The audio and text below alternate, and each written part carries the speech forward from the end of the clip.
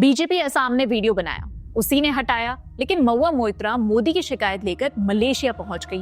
भारत की सांसद ने मलेशिया के पीएम को मजहबी नसीहत दी कि प्रधानमंत्री मोदी से इंगेज मत करो, क्योंकि आपको 65% मुस्लिमों वाले इस्लाम मेजॉरिटी देश में काउंट किया जाता है। लेकिन बात क्या थी? कुछ भी नहीं। असम कांग्रेस के नेता गौरव गोगोई की आईएसआई कनेक्शन और भाईजान प्रेम को तो आप सब जानते हैं। उनकी पूरी राजनीति ही इनफिल्ट्रेटर्स को बचाने की है।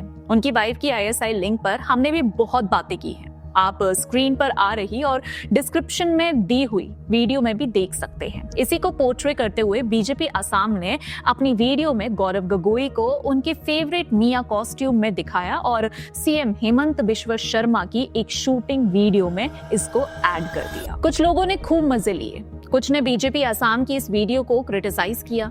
इस मिक्स्ड रिएक्शन के कारण वीडियो हटा दी गई, लेकिन ये मुद्दा नेशनल पॉलिटिक्स में आया। आने में कोई बुराई नहीं है, लेकिन महुआ मोइत्रा तो इंटरनेशनल सांसद हैं। उनके क्वेश्चंस दुबई से लिखे जाते हैं और वोटर बांग्लादेश से आते हैं। इसीलिए कुल मिलाकर महुआ और उनकी पार्टी टीएमसी भाईजान के वोट बैंक और ग्लोबल इस्लामिक उम्मा के आगे सरेंडर है। लेकिन इस बार महुआ ने उम्मा के लिए एक बड़ी छलांग लगा दी। उसने इस वीडियो को पोस्ट करके मलेशिया के प्रधानमंत्री को टैग किया और अनवर इब्राहिम को ही याद दिलाया कि कैसे वो एक मुस्लिम मेजॉरिटी देश के नेता हैं और इसीलिए उन्हें भारत के साथ इंगेज नहीं करना चाहिए। मौलाना लाइट यू सी, सोचिए जिस क्षेत्र यानी कृष्णानगर से महुआ सांसद हैं, उसे भारत में रखने के लिए कितना संघर्ष करना पड़ा था, कितनी जाने गई थी।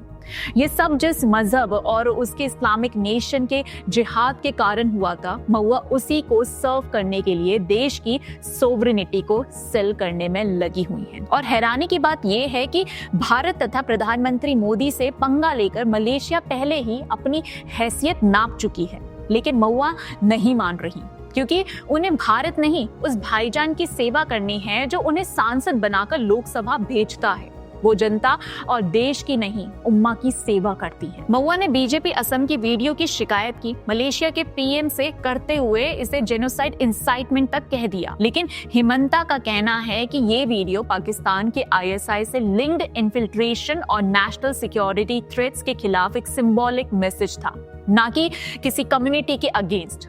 तो आप ये समझिए कि महुआ मोइत्रा ने जो किया वह सिर्फ एक पॉलिटिकल अटैक नहीं था, बल्कि भारत को दुनिया के सामने नीचा दिखाने और कमजोर करने की कोशिश थी। अब आप ही सोचिए, जहां पीएम मोदी मलेशिया जाकर ट्रेड, डिफेंस, टेक्नोलॉजी जैसे सीरियस नेशनल इंटरेस्ट इश्यूज पर बातें कर रहे थे, तब एक इंडियन एमपी फॉरेन पीएम को टैग करके बोल रही है, प्लीज मोदी से ये सवाल पूछ लेना। मतलब अपने देश के इंटरनल पॉलिटिकल मुद्दे को जानबूझकर इंटरनेशनल फोरम पर ले जाकर तमाशा बनाना, ये कोई पॉजिटिव क्रिटिसिज्म नहीं होता, ये एम्बैरेसमेंट होती है। अपने ही देश के पीएम को फॉरेन लीडर के सामने कॉर्नर करने की कोशिश। सबसे ज्यादा डिस्टर्बिंग बात ये है कि ये सिलेक्टिव मोरालिटी है। जब बंगाल में संदेश खाली जैसे सीरियस केसेस हुए, जब टीएमसी रूल में वायलेंस, वुमेन सेफ्टी और माइनॉरिटी इश्यूज पर बड़े एलिगेशंस लगे, तब महुआ को ना यूएन याद आया, ना ईयू, ना किसी फॉरेन पीएम या इंटरनेशनल बॉडी को टैग करने का ख्याल। तब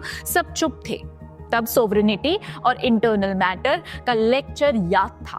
लेकिन जैसे ही बीजेपी का कोई इशू मिला तो उसे तुरंत मिस इंटरप्रेट करके मलेशिया के पीएम को टैग कर दिया और दुनिया की जमीर अचानक जाग गई। तब suddenly foreign leaders, global pressure और इंटरनेशनल इंटरवेंशन बिल्कुल एक्सेप्टेबल हो गया। ये क्लियरली डबल स्टैंडर्ड नहीं तो और क्या है। अपनी पार्टी के केसेस पर साइलेंस और पॉलिटिकल फायदे के लिए इंडिया की इमेज को बाहर खराब करना, ये सिर्फ हिपोक्रेसी नहीं है, ये डेंजरस पॉलिटिक्स है। पॉलिटिकल लड़ाई देश के अंदर लड़ी जाती है, पार्लियामेंट में, कोर्ट्स में, मीडिया में और पब्लिक के बीच। बाहर के लीडर्स को बुलाकर अपनी गवर्नमेंट के खिलाफ प्रेशर बनवाना एक्टिविज्म नहीं होता, ये डेस्परेशन होती है।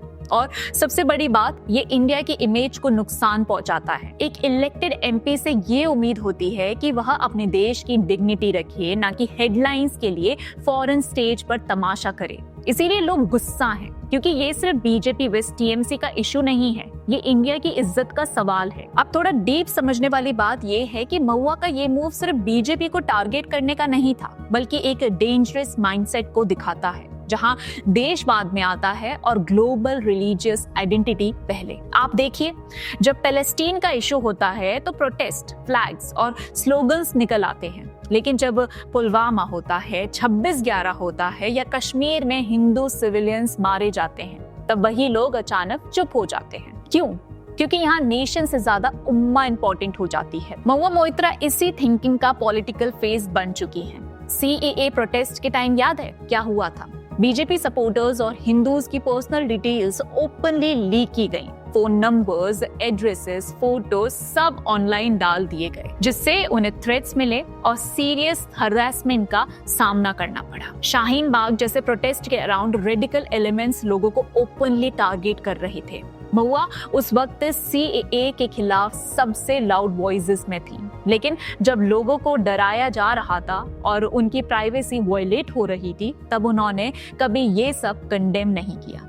तब सिविल लिबर्टीज उन्हें याद ही नहीं आई। और आज वह इंडिया की इमेज को दुनिया के सामने गलत तरीके से पेश कर रही है, जो सच भी नहीं है, और साथ ही फॉरेन PM को टैग करके अपने ही देश के CM और PM के खिलाफ प्रेशर बनाने की कोशिश कर रही है। ये सिर्फ हिपोक्रेसी नहीं, ये डेंजरस पॉलिटिक्स है। महुआ का मैसेज क्लियर है, पार्टी और नैरेटिव पहले, देश बाद में। और ये माइंडसेट इंडिया के लिए सबसे बड़ा थ्रेट है, बाहर से नहीं, अंदर से। इसीलिए ये सिर्फ महुआ का इशू नहीं है, ये उस सोच का इशू है जहां आइडियोलॉजी, आइडेंटिटी और हेट्रेट को पेट्रियोटिज्म से ऊपर रख दिया जाता है। और जब इलेक्टेड MPs ही ये लाइन क्रॉस करने लगे तो फिर ये सिर्फ BJP बेस्ड TMC का मुद्दा नहीं रहता, ये इंडिया की डिग्निटी का सवाल बन जाता है। अब इस पर आपके क्या विचार है, हमें कमेंट बॉक्स में जरूर बताइएगा, और वीडियो पसंद आई हो तो लाइक, शेयर और चैनल को सब्सक्राइब करना मत भूलिएगा। मिलते हैं अगले वीडियो में, तब तक के लिए जय हिंद।